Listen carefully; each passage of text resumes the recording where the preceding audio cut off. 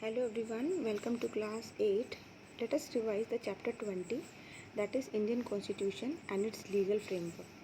So in this chapter let us understand what is a constitution. Constitution. Every country or state needs a set of fundamental laws according to which it can be governed efficiently. This set of fundamental laws or governing principles is called the constitution of that country. किसी भी country को run करने के लिए, किसी state को run करने के लिए हमें सेट ऑफ फंडामेंटल लॉज चाहिए. देखो लॉज हर जगह एग्जिस्ट करते हैं, चाहे वो ट्रैफिक रूल्स हो आपके, ठीक है, स्कूल हो आपका, हॉस्पिटल हो आपका, घर हो, हर जगह कुछ लॉज होते हैं, कुछ रूल्स होते हैं ताकि हम उसको प्रॉपरली क्या कर सकें, रन कर सकें. तो ऐसे ही पूरी कंट्री को रन करने के लिए हमने कुछ लॉज बनाए हैं, ठीक है, जिसे हम कहते हैं कॉन्स्टिट्यूशन ऑफ दैट कंट्री. अब इंडियन कॉन्स्टिट्यूशन जो है हमारा, उसके कुछ फीचर्स हैं तो उसके तो कुछ देख लेते हैं. पहले तुम देखते हैं ये इनैक्ट कब हुआ था, ठीक है, यानी ये लॉ पास कब हुआ था. तो यहाँ पर कह रहे हैं when this law was passed. तो इट वाज पास ऑन 26 नवंबर 1949. और ये इफ़ेक्ट में कब आया? इफ़ेक्ट का मतलब होता है ऑफिशियली कब डिक्लेयर हुआ, ठीक है. तो इसको हम ऑफिशियली डिक्लेयर हुआ था ये 26 जनवरी 1951, जिस दिन हम क्या सेलिब्रेट करते हैं, रिपब्लिक डे सेलिब्रेट करते हैं. ओके. प्रियम्बल के जो फीचर्स हैं वो है sovereign, socialist, secular, democratic, Republic. And अगर हम इसके मेजर फीचर्स देखते हैं तो वो है longest written constitution in the world. It promote the integrity and unity. और नेक्स्ट आपका फंडामेंटल राइट्स, ठीक है. तो ये इसके मेजर फीचर्स थे. सिग्निफिकेंस ऑफ कॉन्स्टिट्यूशन में अगर हम देखते हैं तो ये क्या करता है, it gives protection to the weaker communities. Weaker communities कौन सी है हमारी? SCs, STs, OBCs, माइनॉरिटीज़, ये सब वीकर कम्युनिटीज़ है ना, तो इनको प्रोटेक्शन देता है, ठीक है. दूसरा कॉन्स्टिट्यूशन ऑफ इंडिया अगर हम देखते हैं, पास मैं आपको बता चुकी हूँ, इनैक्ट कर चुकी हूँ. अच्छा, इसके कुछ मेंबर्स थे ड्राफ्टिंग कमेटी के, वो थे आपके अलादी कृष्ण स्वामी अय्यर, N गोपाला स्वामी, BR Ambedkar, KM Munshi, Mohammad सादाउल्ला, BL मित्तर और DP खेतान. तो ये आपका एक क्वेश्चन भी है, उसका ये आंसर है कि ड्राफ्टिंग कमेटी के मेन मेंबर्स के नेम बताने. वैसे तो ओवरऑल देयर वर 389 मेंबर्स, ठीक है, बट हम मेन मेंबर्स कमेटी के मेंबर्स की बात कर रहे हैं यहाँ पर, ठीक है. नेक्स्ट हम बात करेंगे की फीचर्स. इसके मेन फीचर्स क्या है इंडियन कॉन्स्टिट्यूशन के? वो है फेडरलिज्म, ठीक है, मतलब means it is divided into central and state government. फिर हम देखते हैं पार्लियामेंट्री फॉर्म है गवर्नमेंट का यहाँ पर, ठीक है. फिर नेक्स्ट है फंडामेंटल राइट्स है, यानी गारंटी देता है कुछ राइट्स की. सेपरेशन ऑफ पावर्स, यानी पावर्स को 3 पार्ट में डिवाइड किया हुआ है, 3 ऑर्गन्स में, like legislature, executive, judiciary. Then हमारे पास क्या टॉपिक है, the constitution, governance and law making, ठीक है. तो कुछ इसके अगेन फीचर्स हैं. Law, the constitution and legitimacy of law, ठीक है. इसका मतलब ये हुआ कि the supreme court of India has the right to evaluate a law with regard to its conformity with the constitution. Supreme court के पास एक पावर होती है कि वो किसी भी लॉ को इवैल्यूएट कर सकती है, कंफर्म कर सकती है उसको कॉन्स्टिट्यूशन से. And if the law is against the spirit of the constitution it is declared unconstitutional.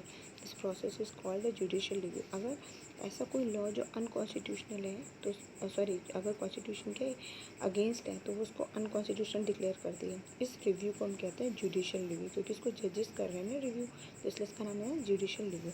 अच्छा, फंडामेंटल राइट्स गिवन है जो पार्ट 3 इंडियन कॉन्स्टिट्यूशन में इंक्लूडेड है. इन राइट्स को हम फंडामेंटल इसलिए कहते हैं because neither the legislature nor the executive can override them. इसे कोई भी डिसअलाउ नहीं कर सकता. ये इनवायोलेबल भी हैं, ठीक है. फंडामेंटल राइट्स एब्सोल्यूट भी नहीं है, क्योंकि नेशनल इमरजेंसी के टाइम पर ये सस्पेंड किए जा सकते हैं. I have explain this my next chapter. Next, the importance of laws. Laws बहुत इंपॉर्टेंट होते हैं. वाई?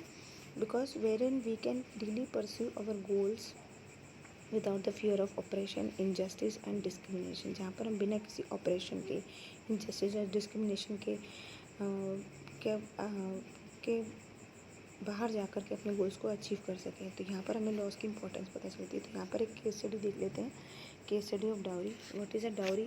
डाउरी सबको पता है, the money and goods that a bride family gives to its groom, and it is also known as dahej in Hindi and jahez in Urdu, ठीक है. तो what is the problem? The problem was कि when bride family comes under often under a lot of financial strain. ये सब देखते हुए government ने कुछ डाउरी लॉज पास करे इंडिया में. और वो लॉज क्या थे? लॉज थे, नंबर 1 है आपका डाउरी प्रोहिबिशन है, 1961 में आया, ठीक है. फिर दूसरा protection of women from domestic violence act आया 2005 में. और एक लॉ और था जिसका नाम था dowry prohibition maintenance of list of present. तो ये टोटल 3 एक्ट हैं आपकी बुक में, ठीक है। 3 एक्ट्स जो थे वो डाउरी को लेकर के पास किए गए थे। लॉज एंड डिसेंट, आपने अक्सर लोगों को प्रोसेशंस और रैलीज निकालते हुए देखा हुआ है। Sitting on hunger strikes you have seen, ठीक है। तो इसे ऐसे एक्सप्रेशन को हम क्या कहते हैं, डिसेंट कहते हैं। जब लोग किसी लॉ के बाहर जाकर के उसको क्या कर रहे हैं, अपोज कर रहे हैं। उनको लगता है कि लॉ हमारे लिए अनफेवरेबल है, कुछ लोग के लिए फेवरेबल है बट कुछ लोग के लिए अनफेवरेबल है, ठीक है। तो यहाँ पर अगेन हम केस स्टडी देखेंगे, महात्मा गांधी ये देखेंगे जिन्होंने सॉल्ट सत्याग्रह कैंपेन किया था। और एक आंध्र प्रदेश में कैंपेन हुआ था 1991 में जिसका नाम था anti liquor campaign. Salt Satyagraha, what was this, एक सॉल्ट लॉ आया था जो ब्रिटिश ने इम्पोज किया था, ब्रिटिश गवर्नमेंट ने इम्पोज किया था 1882 में। और गांधी जी ने क्या किया था, इस सॉल्ट लॉ को ब्रेक किया था 6 अप्रैल 1930 में। तो यहाँ पर उनकी पूरी जर्नी दी हुई है, ठीक है। फिर यहाँ पर एक पर्सन और आए थे जिनका नाम था मार्टिन लूथर किंग जूनियर, ठीक है। ये अमेरिका सिविल राइट्स को लेकर, ब्लैक एंड वाइट्स की लड़ाई को लेकर के ये आए थे यहाँ पर। And he also adopted the Gandhi ji's methods. They were what, they were non-violence. Next anti liquor campaign 1991 में आया था। इसमें क्या हुआ था, group of women they started a protest movement against the widespread practice of alcoholism. Alcohol की practice बहुत ज़्यादा फॉलो हो रही थी। उनके मेल मेंबर्स जो थे फैमिली के, वही सबसे ज़्यादा अल्कोहल इनटेक कर रहे थे, ठीक है। तो उन्होंने एक स्ट्रगल स्टार्ट किया और स्ट्रगल क्या था, for banning the sale of cheap liquor produce by the government. तो इसकी जो लीडर थी वो थी वर्धिनी रोजम्मा, ठीक है। What she did, she stopped a local arrack contractor from unloading liquor. एक दिन उन्होंने उसको अनलोड होने से विलेज में मना कर दिया, लोकल अरैक कॉन्ट्रैक्टर को, 1991 में। तो as a result this movement the state wide camp ban was impose. Alcohol के ऊपर एक क्या कर दिया गया, बैन कर दिया गया 1995 में। तो यहाँ से हम दिस मूवमेंट जो था ये शो करता, एक्सप्रेस करता है एम्पावर मूवमेंट वुमेन, सॉरी, ठीक है। और ये भी शो करता है कि how citizens could mobilise support and important issues and force the government to take action against a practice that was harmful for the society. और ये भी दिखाता है कि अगर सिटीजन सपोर्ट करें इंपॉर्टेंट इश्यूज़ पे आकर के और गवर्नमेंट को फोर्स करते हैं एक्शन लेने के लिए ऐसी प्रैक्टिसेस के अगेंस्ट जो सोसाइटी के लिए हार्मफुल हैं, तो वो क्या कर सकते हैं, सोसाइटी में एक बहुत बड़ा चेंज ला सकते हैं। That's all for the day, thank you.